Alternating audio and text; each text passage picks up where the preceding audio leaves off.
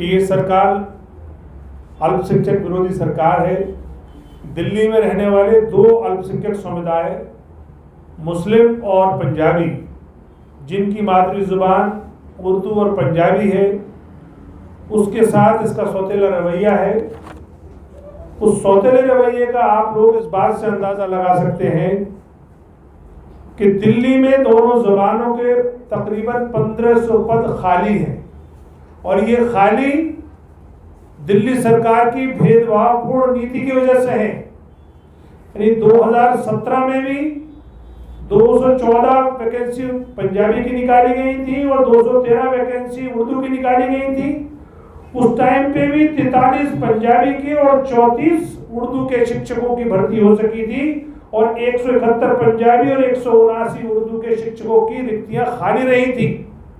यानी ये वो सरकार जो अपनी पीठ थपथपाती है तालीम के नाम पर, जो पूरी दुनिया में ढिंडोरा पीटती है कि देखिए हम तालीम पे कितना अच्छा काम कर रहे हैं, लेकिन ये चोर रास्ते से अल्पसंख्यकों की जो तालीम की रूह है, यानी जो अल्पसंख्यकों की जो तालीम का जो जबान है, मादरी जुबान है, उसके पीछे इसका भेदभावपूर्ण रवैये की वजह से वो टीचरों की नियुक्ति नहीं हो पाई।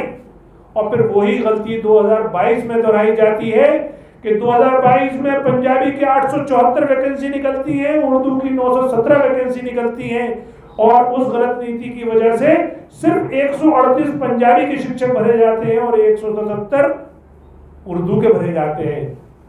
736 पंजाबी की रिक्तियां बची रह जाती हैं और 740 उर्दू की टीचरों की वैकेंसीज रह जाती है। उसके विरोध में 9 फरवरी 2022 को ऑल इंडिया मजलिस इत्तेहादुल मुस्लिमीन दिल्ली आवाज उठाती है, और वो आवाज उठा के इस सरकार की गलत नीतियों का भंडाफोड़ करती है, पर्दाफाश करती है। ये मेरे पास वो रिपोर्ट मौजूद है, या वो अखबार की कटिंग में लेकर आया हूं जब ऑल इंडिया मजलिस इत्तेहादुल मुस्लिमीन दिल्ली ने आवाज उठाई थी कि पक्षपात नीति के कारण दिल्ली में उर्दू और पंजाबी शिक्षकों का संकट खड़ा हो गया है। खड़ा नहीं हो गया था, ये संकट इन्होंने जानबूझ के खड़ा किया था। अब जब हमने इसकी मांग उठाई और जगह जगह इनका विरोध किया, तो अब सरकार जागी है।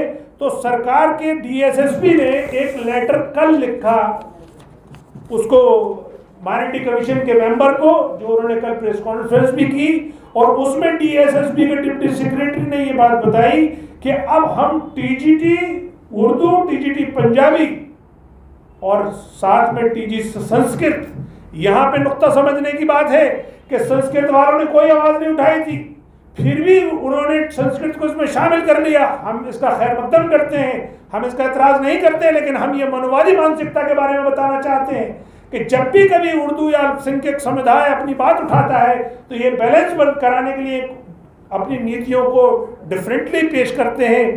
खैर, अब जो भी किया उन्होंने, लेकिन उन्होंने इस आर्डर के तहत ये बताया है कि अब जो भेदभावपूर्ण नीति थी, वो भेदभावपूर्ण नीति ये थी कि उर्दू और पंजाबी जबान के 2 पेपर हुए थे, सेक्शन ए और सेक्शन बी।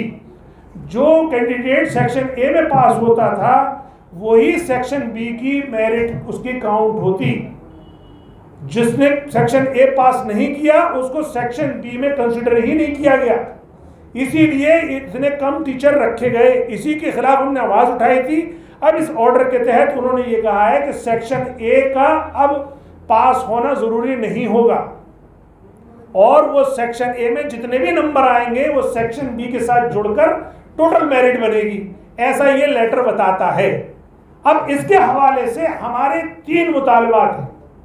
पहला मुतालबा तो ये कि अरविंद केजरीवाल अपनी इस भेदभावपूर्ण नीति और गलती के लिए माफी मांगे, वो अल्पसंख्यक समुदाय से माफी मांगे, खासतौर से उर्दू वालों से और पंजाबी वालों से माफी मांगे कि तुम्हारी गलत नीति की वजह से ये दोनों जुबानें या इन दोनों जुबानों को पढ़ने वाले बच्चे 5 साल से तो वैसे ही महरूम है टीचर से। इसकी भरपाई कौन करेगा, कौन इसका जिम्मेदार है? और फिर तुमने ये छोटे से डिसीजन लेने में भी 6 महीने लगा दिए। 9 फरवरी 2022 का हमारी डिमांड है जो कल पूरी हुई है। तो एक तो ये 6 महीने का कफारा, दूसरा, ये 5-7 साल से जो तुम तालीम के नाम पे अपनी पीठ थपथपाते हो और अल्पसंख्यकों के विरोध में और उनके बच्चों को उर्दू और पंजाबी न पढ़ पाए, उसकी जो तुमने साजिश की है, इसके लिए आप सार्वजनिक तौर पर माफी मांगी।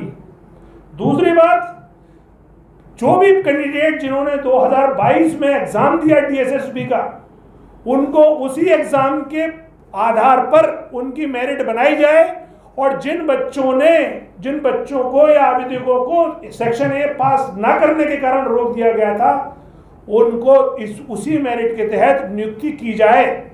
इससे 2 फायदे होंगे, एक तो सरकार का पैसा बचेगा, दूसरा टाइम बचेगा, तीसरा वो जो लोग जो ओवर एज हो सकते हैं, बहुत सारे ऐसे कैंडिडेट थे जो उनको किनारे पे थे, अब वो ओवर एज हो गए होंगे तो वो उस ओवर एज के खतरे से भी बाहर आ जाएंगे।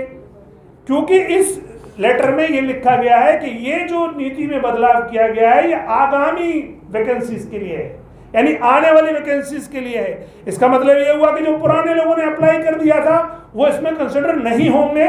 तो आज हमारा प्रेस कॉन्फ्रेंस में जो सबसे बड़ा जो मुतालबा है वो ये है कि पुराने कैंडिडेट जिन्होंने एग्जाम दिया उनको उसी मेरिट के आधार पर, उसी नंबरों के आधार पर कंसिडर करके जल्द से जल्द उर्दू और पंजाबी टीचरों को मुकर्रर किया जाए, नियुक्त किया जाए। क्योंकि हमें शक है कि ये मनवादी सरकार फिर कोई बहाना बना देगी, फिर नई वैकेंसी में लाकर कोई और एक ऐसा शगुफा ले आएगी कि उर्दू और पंजाबी पढ़ने वाले बच्चे जिस तरह से पिछले 8 साल से अपने टीचरों के लिए तरस रहे हैं, आगे भी तरसते रहेंगे।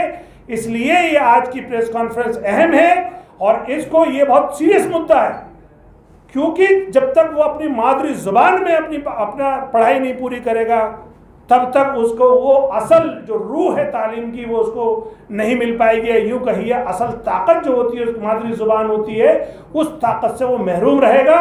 लिहाजा मैं दोबारा से दोहराता हूँ, जो हमारी मांग है अरविंद केजरीवाल से, पहला तो वो अपने भेदभावपूर्ण गलत नीति जिसको उन्होंने तस्लीम किया है, तस्लीम करके ही उन्होंने बदलाव किया है, इसके लिए सार्वजनिक तौर पर माफी मांगे।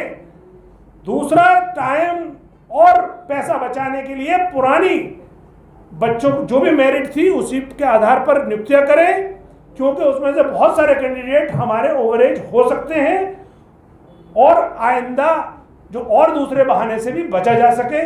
इसी के साथ ये प्रेस कॉन्फ्रेंस आपके शुक्रिया के साथ मैं ख़त्म करता हूं। अब आपके जो भी सवाल हो आप लोग पूछ सकते हैं।